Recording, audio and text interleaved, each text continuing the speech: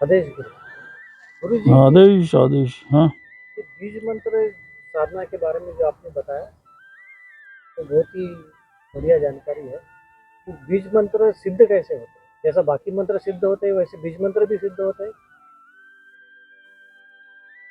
मैंने बताया ना, जब शिष्य गुरु को समर्पित होता है तो वो पहले ही सिद्ध हो जाता है।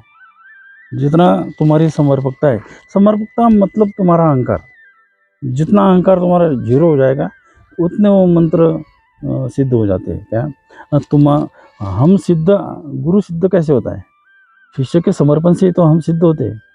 क्या अगर हम हमारे अहंकार से सिद्ध हो गए तो फिर काय के सिद्ध? तुम्हारे समर्पण से, तुम्हारे समर्पण मतलब प्रेम। जब शिष्य लोग हम गुरु के ऊपर अंतःकरण से प्रेम करते हैं, तो वही हमारे से हमको सिद्ध करती है। क्या सिद्ध का मतलब एक प्रकार प्रमाणित करना, ऐसा भी है। तो जब तक शिष्य नहीं, हम तो गुरु बन नहीं सकते। क्यों? जब बच्चा नहीं, जब तक माँ बाप, पति पत्नी माँ बाप बन नहीं सकते। तो ये प्राकृतिक है। और जैसे तुम समर्पित हो जाओगे तो वो गुरु के अंदर भी एक भाव आता है कि भाई नहीं, इसके उसको उसका लाभ जैसे उसने किया, फिर उसको याद आता है कि जैसे ध्रुवबाल था। ध्रुवबाल साधना में बैठ गया था, तपस्या में। वासुदेवाय। ओम नमो भगवते वासुदेवाय की नारद मुनि तो मंत्र देके चले गए। अब उसको वो सिद्ध नहीं हो रहा था। सिद्ध नहीं हो रहा था अर्थात ध्रुव बाबा क्या बोले कि मेरे को दर्शन नहीं हो रहा है भगवान नारायण का। तो फिर नारद मुनि आ गए उनके पास। जब 12 साल के बाद वो आ गए तो फिर उन्होंने कहा कि तू अब ये मंत्र सांस के ऊपर कर, स्वर के ऊपर करना चाहिए, प्राण अपान के ऊपर। क्या प्राण अपान के ऊपर फिर उसने स्वर मंत्र शुरू किया, तो वो सक्सेस हो गया।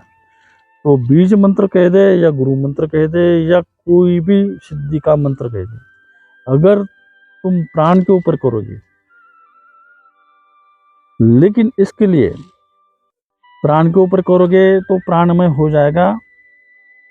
प्राण का दूसरा अर्थ मन भी होता है। जैसे प्राण हमारे अंदर जाता है, शरीर के अंदर का मन स्टार्ट हो जाता है। इसलिए हमने अगर प्राण के ऊपर मंत्र किया तो मंत्र मन में मंत्र मनमय हो जाता है। क्यों?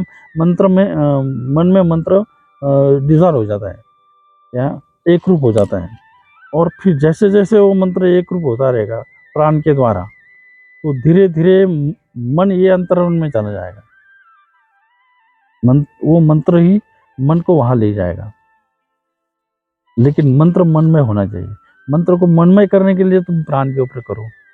जैसे प्राण अंदर लोगे, मंत्र बोलो, उसका कुंभक करो, मंत्र बोलो, फिर बाहर छोड़ दो। तो प्राणायाम अच्छा। इसमें सबसे बड़ी बात यह है कि अगर हमने आपको बताया कि प्राण के ऊपर तुम मंत्र सिद्धि करो या मंत्र का जाप करो, तो उसके लिए तुमको प्राणायाम करना जरूरी है। मतलब वो साधना आई गई है। योगासन करो, प्राणायाम करो। या प्राणायाम के काफ़ी 10 एक प्रकार है हमारे। उचित प्राणायाम, कपालभाति, ये जो कुछ भी है ये सब करना पड़ेगा तुमको। जब तुम प्राण के ऊपर संयमित हो जाओगे तब उस प्राण के ऊपर जप करो, डायरेक्ट प्राण के ऊपर नहीं। क्या फिर वो नवविधा भक्ति में आ जाता है, चिंतन मनन कीर्तन। फिर वो शरीर करना पड़ता है, मतलब स्थूल रूप में वो भक्ति हो जाती है। फिर वो करते करते करते वो भक्ति इतना तल्लीन हो जाता है, वो अपना देह भान भूल जाता है। फिर उसकी एकाग्रता उस मंत्र नाम में आ जाती है, तो उसको भगवान का दर्शन हो जाता है। वो एक मतलब गृहस्थ लोगों के लिए एक प्रकार से ठीक है। जैसे जैसे हमारा वारकर संप्रदाय है क्या, और भी जो गृहस्थ है, साधु भी है और गृहस्थ भी है, तो वो नामस्मरण से भी कर सकते हैं, विदा भक्ति से भी वहाँ तक जा सकते हैं। लेकिन साधना से जो हम करते हैं, गुरु शिष्य परंपरा से कह दे, साधना पद्धति से, टेक्निकली पहले ज़माने में तपस्या करते थे साधु 12-12 साल। कोई एक पाँव पे खड़ा हो जाता था, कोई अग्नि के पंचाग्नि साधना करता था, अग्नि में बैठता था। मच्छिंद्रनाथ ने भी गौरी कुंड में जो गुफा थी, तो अब वो गुफा नहीं रही वहाँ, तो उस गुफा में शीर्षासन करके तपस्या की थी। मच्छिंद्रनाथ जी ने भगवान शिव को प्रसन्न करने के लिए। क्या तो पहले ऐसी हठ योग से थी, वो हठ योग से तपस्या करते थे। मैं खड़ा तो खड़ा ही रहूँगा, क्या 12 साल खड़े ही रहेंगे, क्या कोई क्या तो कोई क्या है।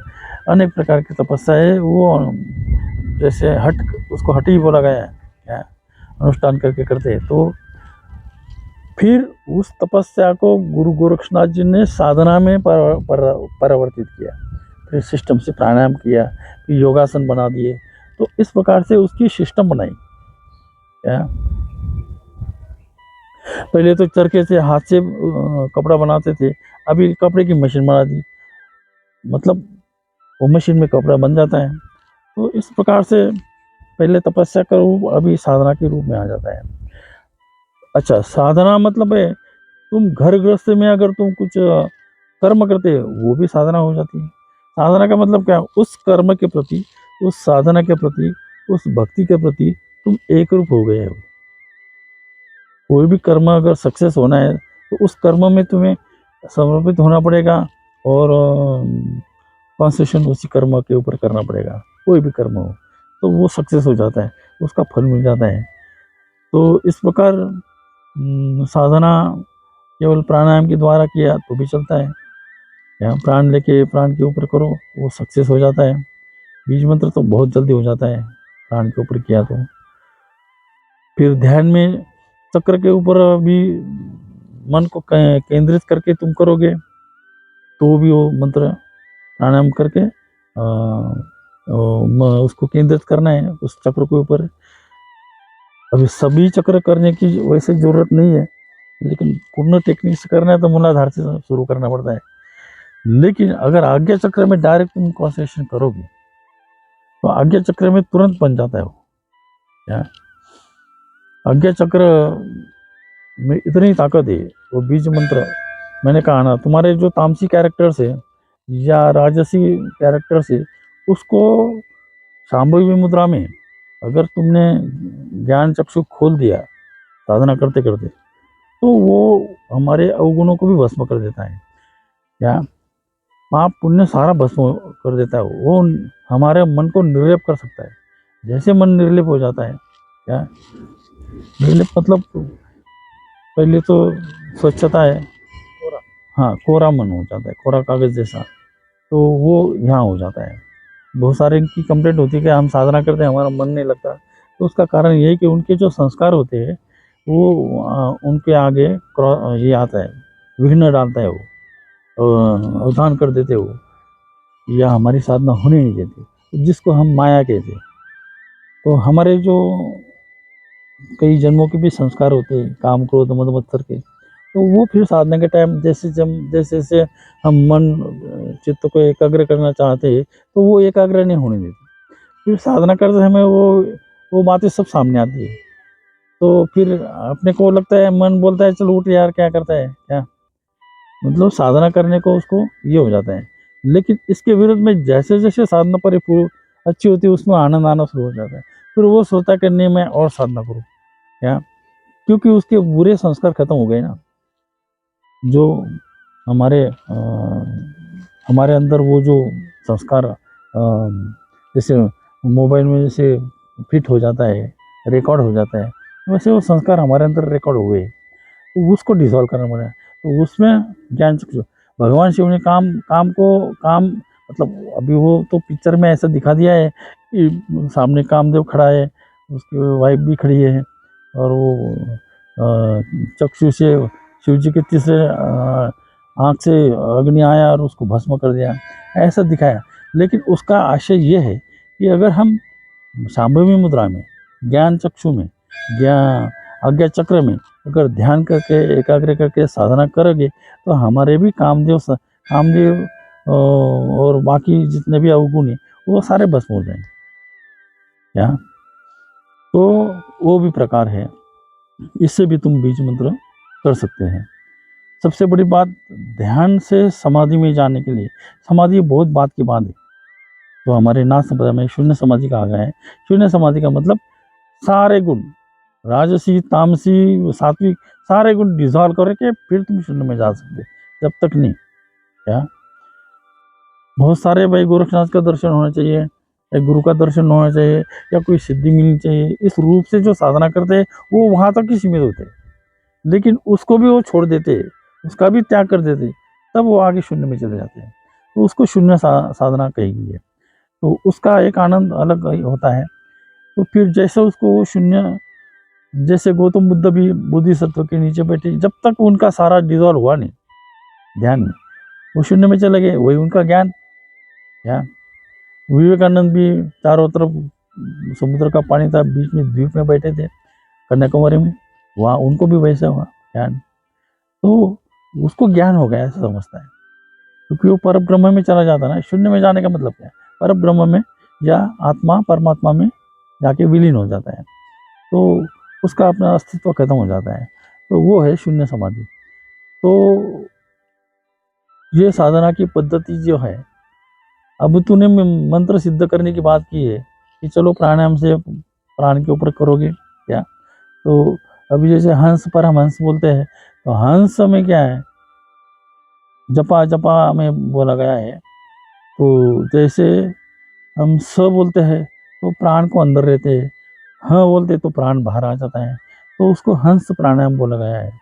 तो जिसका हंस प्राणायाम परिपक्व हो जाता है या वो उसमें उसकी समाधि लगती, तो उसको परमहंस की पदवी दी जाती है सन्यासी में।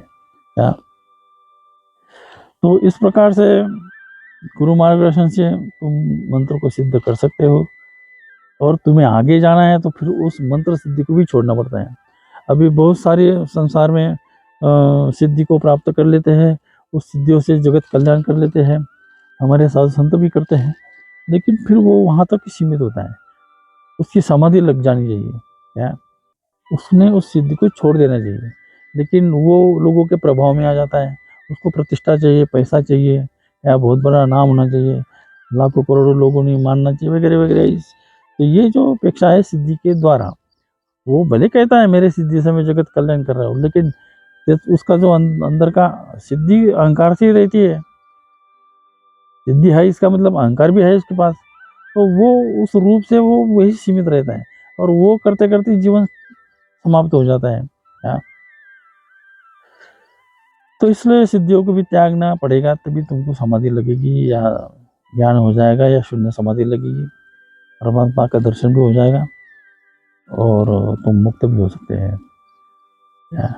बोल गुरु गोरक्षनाथ जी महाराज की जय, बाबा नाथ जी महाराज की जय।